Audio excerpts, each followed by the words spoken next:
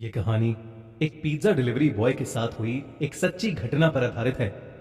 ये घटना जॉन के साथ तब हुई जब वो अपने कॉलेज के दिनों में एक छोटी सी पिज्जा शॉप में पार्ट टाइम जॉब करता था। एक रात करीब 1 बजे जब जॉन अपनी शिफ्ट खत्म करके घर के लिए निकलने ही वाला था, तब अचानक ही पिज्जा शॉप का फोन बजा। जॉन तो कोई आदमी बहुत ही सहमी आवाज में ऑर्डर दे रहा था।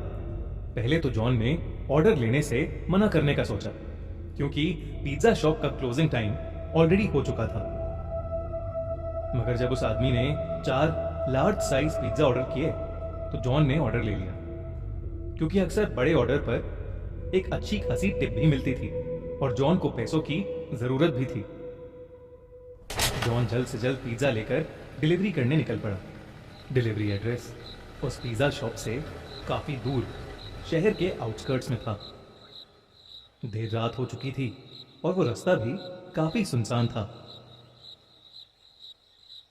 सड़क कच्ची थी और उसके दोनों तरफ बहुत सारे जंगली पेड़ पौधे थे। रास्ते में कोई स्ट्रीट लाइट भी नहीं जल रही थी, जिसकी वजह से वहां अंधेरा ही अंधेरा था। कुछ और देर की ड्राइविंग के बाद जॉन उस एड्रेस पर पहुंच गया। वो एक बहुत ही पुराने दिखने वाले अजीब से घर के सामने खड़ा था।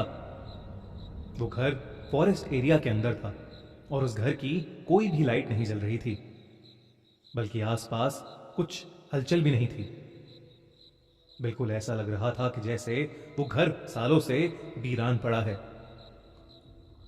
और उस घर में कोई रहता ही ना हो। जॉन उस घर को देखकर थोड़ा घबरा रहा था, इसलिए उसने अपने मैनेजर को कॉल किया।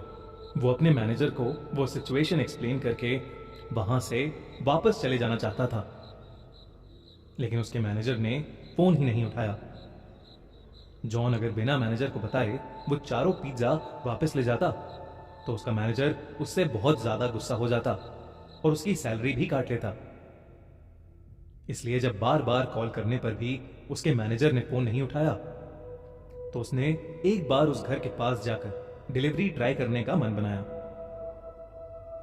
जॉन जैसे ही आगे बढ़ा, उस घर के अंदर की एक लाइट ऑन हो गई। जॉन को थोड़ा सा कॉन्फिडेंस आया कि शायद अंदर कोई है। उसने डोरबेल बजाई और जोर से कहा, पिज्जा डिलीवरी। मगर कुछ देर तक किसी ने दरवाजा नहीं खोला। जॉन ने फिर से बेल बजाई तो उसे अंदर से किसी के कदमों की आवाज आई,